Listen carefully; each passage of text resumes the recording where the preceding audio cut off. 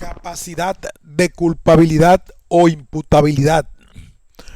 Un ensayo de Edgardo Alberto Donna. Quien no conoce nada, no ama nada, no comprende nada. Quien nada comprende, nada vale. Pero quien comprende también ama, observa, ve. Cuanto mayor es el conocimiento inherente a una cosa, más grande es el amor. Quien cree que todas las frutas maduran al mismo tiempo que las frutillas, nada sabe acerca de las uvas. Paracelso.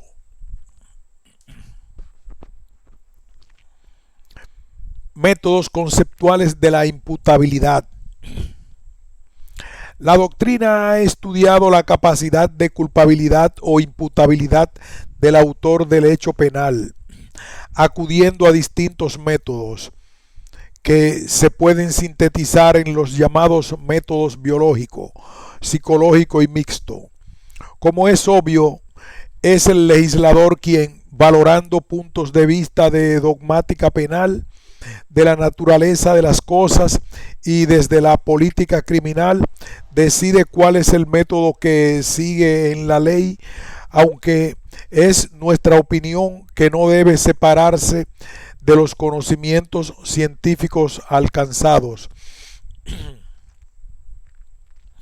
Si bien el legislador argentino tomó partido por un sistema mixto de inimputabilidad, es interesante hacer un recuento de los diversos sistemas, ya que a nuestro juicio uno de ellos, el biológico, sigue siendo para un sector de la doctrina la herramienta útil para interpretar el artículo 34 incorporado primero Código Penal, que es la norma que regula el tema en cuestión. El método biológico. El método biológico consiste en afirmar el estado anormal de la persona que ha cometido un hecho delictivo. Basta con la comprobación de la enfermedad mental que normalmente se exige para que sea de orden psicofísico, para llegar a sustentar la inimputabilidad del autor. Marrach Thief afirma que el procedimiento biológico es aquel que limita legalmente el enunciado de las causales que son necesarias y suficientes para estimar que existe la capacidad de imputabilidad. El ejemplo traído es, entre otros, el del Código Penal prusiano de 1851. No hay delito si el autor al momento de la acción se encontraba en un estado de demencia o idiosía. La causa puede ser patológica o transitoria. Díaz Palos cita, además, como ejemplo típico del Código Penal francés de 1810, que decía: il y a crimen ni delited lors que le previene était en errat de demens au temps d'acción. Sin mucha modificación con respecto al hoy reformado y en el buen sentido, el artículo 64 que afirmaba que no hay crimen ni delito cuando el reo se encontraba en estado de demencia en el momento de la acción o cuando estaba bajo impulso de una fuerza a la cual no pudo resistir. El Código francés, al remitir al concepto de demencia, opta por el sistema biológico. Por demencia debía entenderse en este caso, según los doctrinarios, toda forma de alienación mental. Esta demencia debía ser de tal grado que no le permita al autor el control de sus actos. Quizás lo que caracteriza a este criterio era que la existencia y gravedad de la alienación mental, que debe ser determinada en lo esencial por la pericia médica. Si tuviera que atenerse al concepto estricto de alienación mental, la interpretación debió quedarse en la idea de la abolición de las facultades intelectuales, ya sea como consecuencia de la senilidad o como consecuencia de alguna enfermedad evolutiva, o como dice Prats Canut, lo que se denomina psicosis. Por tanto, por causas endógenas como exógenas. Sin embargo, a partir del estudio de Michok, tanto la jurisprudencia como la doctrina francesa han renunciado a una clasificación de base a criterios etiológicos, eligiéndose una clasificación puramente descriptiva. En esta clasificación se incorpora, aunque con distintos efectos, las demencias propiamente dichas, los delirios crónicos, los estados de excitación, los estados maníacos depresivos, las insuficiencias del desarrollo intelectual, la epilepsia, las alteraciones del carácter y del ánimo. Sin embargo, tal caracterización del Código Penal francés ya ni siquiera es válido para los franceses, ya que el código se modificó. El 1 de marzo de 1994 se reformó el Código Napoleón en base a un grupo de trabajo que había encomendado el Ministerio de Justicia. El nuevo artículo 122.1 ha tratado la capacidad de culpabilidad de acuerdo a los modernos conocimientos científicos, de modo que se descarta imputabilidad tanto por fundamentos biológicos como neuropsíquicos. Esta exclusión de la capacidad de culpabilidad se encuadra en causas de exclusión de la culpabilidad, distinguiéndolas de las causas de justificación. Siguiendo en esto a la doctrina alemana, el nuevo texto francés reza de la siguiente manera: no será penalmente responsable la persona que padeciese en el momento de los hechos de un trastorno psíquico o neuropsíquico que hubiese impedido su discernimiento o el control de sus actos. El método psicológico. El método psicológico, por el contrario, no se fija en los problemas biológicos, en las causas o en los estados de anormalidad, sino en las consecuencias psicológicas de los estados que lo producen. Un ejemplo es el Codex Iuris Canonicis, cuando determina: delicti sunt incapaces qui actut carent usu rationis. También el Código Austríaco de 1852 sigue esta línea al afirmar que no será imputable quien esté enteramente privado de la razón o no sea consciente de su acción. El Código Penal para la Confederación Alemana del Norte se encuadraba en esta posición al enumerar solo los efectos jurídicos relevantes. El método biopsicológico o mixto. Coincide la doctrina en sostener que la mayoría de las legislaciones prefiere el método mixto. La ley dice, Marach Zipf, enumera taxativamente las causas del deterioro espiritual, pero les atribuye importancia solo en la medida en que alcancen el grado presupuestado. El método mixto, según Díaz Palos, atiende tanto a las bases biológicas que producen la imputabilidad como a sus consecuencias en la vida anímica del autor. Dentro de este último grupo se pueden encontrar diversas alternativas del sistema mixto, que van desde fórmulas biológicas, psicológicas y psiquiátricas hasta fórmulas psiquiátricas jurídicas. En estas últimas, esto es, las psiquiátricas jurídicas, se ubica el Código Penal argentino.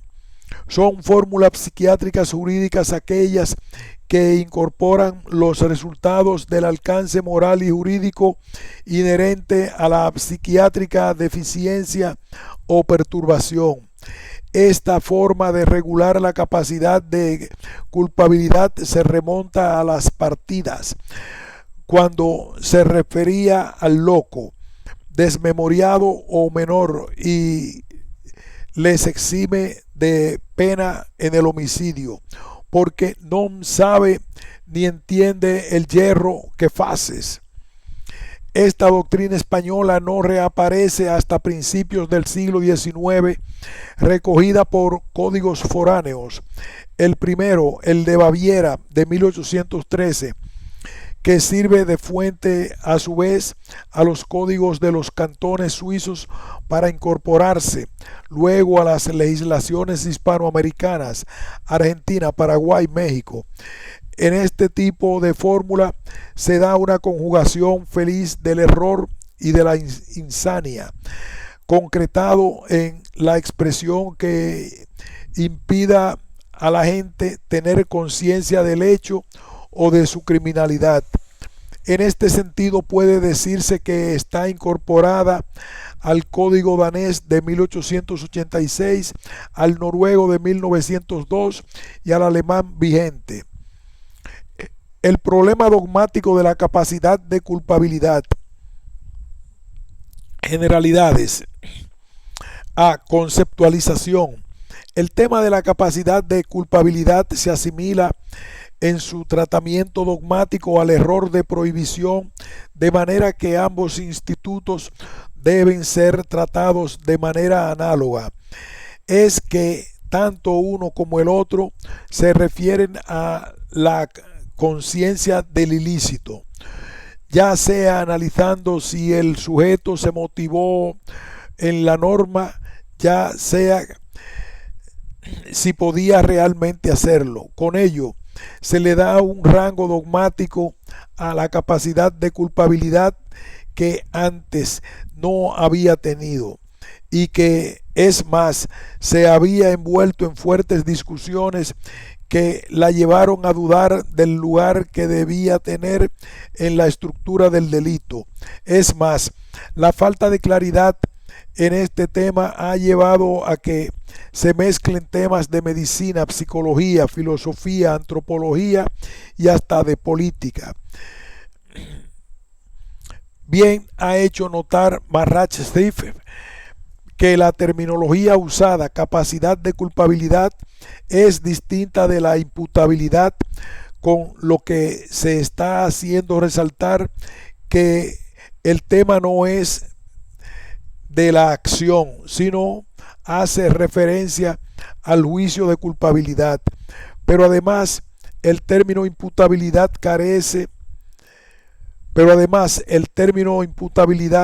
parece hacer referencia a un problema más bien físico. En cambio, el que se propone tiene que ver con lo normativo. Capacidad de culpabilidad y destinatario de las normas. En principio, se puede afirmar que el tema de la capacidad de la culpabilidad tiene que ver con el destinatario de las normas. Binden había descubierto que el delincuente no violaba el tipo penal, sino al contrario, que lo cumplía. Cuando el sujeto realiza el tipo penal de homicidio, no está haciendo otra cosa que cumplir con el tipo penal, pero desde otro punto de vista, violando la norma que dice no matarás. Este extraño fenómeno, como afirma Gosil, se puede describir de la siguiente forma: solo no se castiga al que actúa meticulosamente al pie de la letra la ley penal. Esto es, que el delincuente justamente no lesiona la ley penal, sino que actúa de acuerdo con ella.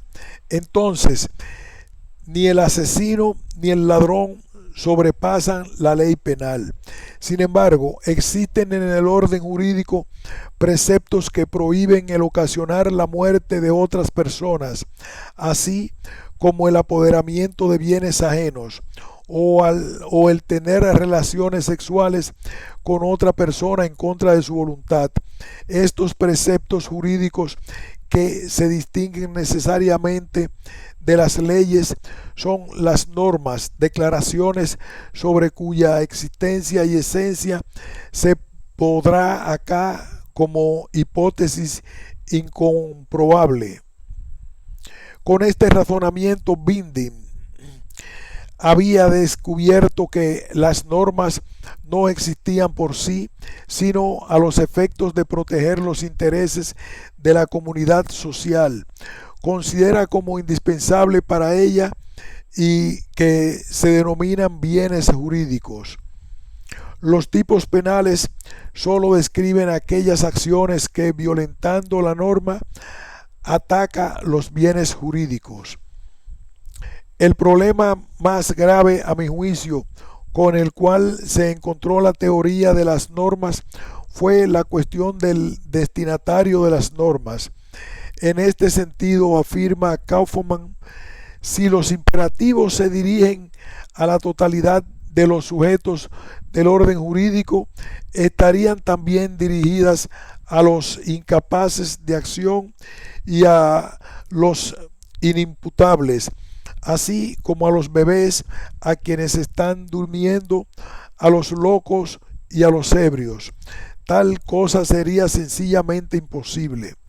El tema fue tomado en cuenta por Kaufman, que expresaba: la norma es la forma ideal de la obligación de los hombres. Su objeto es la acción final. Como forma ideal, la norma no puede ser sino abstracta, separada de cada individuo en particular y de actos concretos. Ella se dirige a todos los que en cualquier momento o en cualquier lugar entran en consideración como sujetos del acto o como partícipes en él, y a los que ella prohíbe, manda algo. Por lo menos teóricamente entran todos los hombres. Todos son destinatarios de la norma.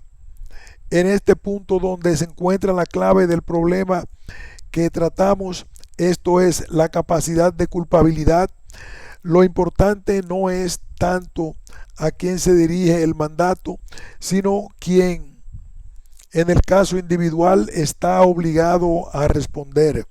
O dicho en otras palabras, la concreción del deber abstracto del ámbito del destinatario, por tanto, de la norma, es el deber de un destinatario individual determinado.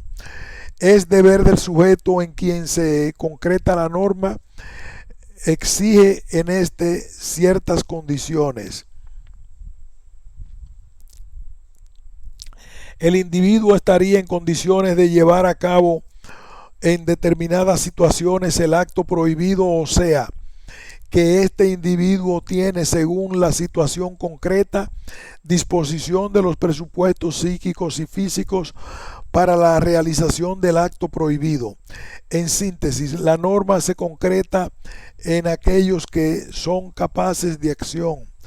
Dicho en términos del autor citado, la capacidad de cumplir el deber como deber es, por tanto, capacidad de motivarse por el deber y en consecuencia capacidad de llegar a ser consciente del deber en el momento de la posibilidad de acción y de dirigir la voluntad conforme al deber.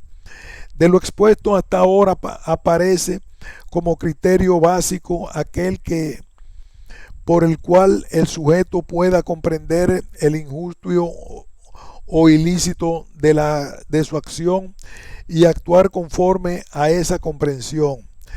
En otros términos, podrá ser culpable quien se ha conducido en forma antijurídica, pese a que pudo determinarse o motivarse de acuerdo al derecho o conforme a la norma.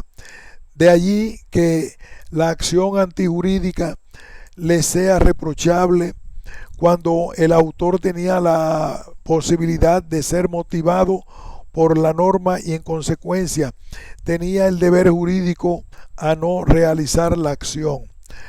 La omisión del autor se le será reprochable cuando el autor que no actúa podía ser motivado por la norma y por ende tenía el deber jurídico de hacerlo. Se puede afirmar que la capacidad de culpabilidad no es otra cosa que la capacidad para ser determinado por el deber jurídico de actuar o de omitir el caso concreto. Con ello se detiene el común denominador que subyace detrás de la moderna teoría de la culpabilidad. Se podría hacer un esquema que exigiría la siguiente división: capacidad para actuar conforme al deber jurídico en base a la motivación que el deber exige. En el caso concreto, capacidad para comprender el deber jurídico y la posibilidad de determinar la voluntad de acuerdo al deber cumplido. Esta capacidad para una motivación conforme a la norma es decisiva para poder realizar el reproche al sujeto que actuó antijurídicamente. De lo expuesto surge que la incapacidad de culpabilidad terminará excluyendo la posibilidad de comprensión de la antijuricidad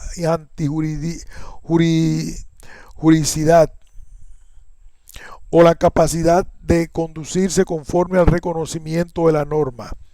Esto implica que tanto la eximente del artículo 34, inciso primero del Código Penal, como la del error de prohibición son especies de un mismo elemento que en la incapacidad de ser motivado por la norma jurídica o, como se dijo, de comprender la ilicitud del acto.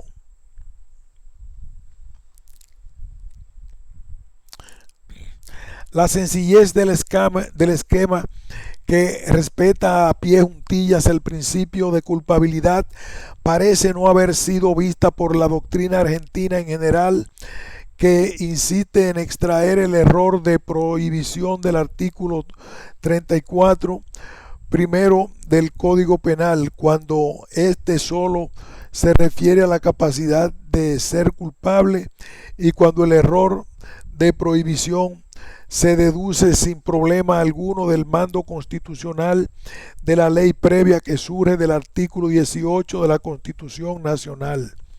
La fórmula del Código Penal argentino. El método legal de la determinación de la capacidad de culpabilidad, tal como la doctrina lo ha puesto de manifiesto, trae una fórmula mixta que prevé las causas psicopatológicas y las consecuencias psicológicas que debe haber provocado, pero valoradas por el juez cuando pudieran haber privado al sujeto de la comprensión del acto o de la posibilidad de dirigir sus acciones según una compensación. Es que, como bien lo afirmara Jacobs, el concepto no se constituye ni con condiciones biológicas ni con condiciones psicológicas, sino en el fondo un concepto normativo, de modo que se trata de una forma de imputación o de atribución. En el plano jurídico, la pregunta que debe hacerse es si la persona, como destinataria de la norma, tuvo capacidad para que ésta se concretara en él y en consecuencia pudo tomar la decisión de actuar en su contra, a pesar que sobre si pesaba el deber de actuar conforme a la norma.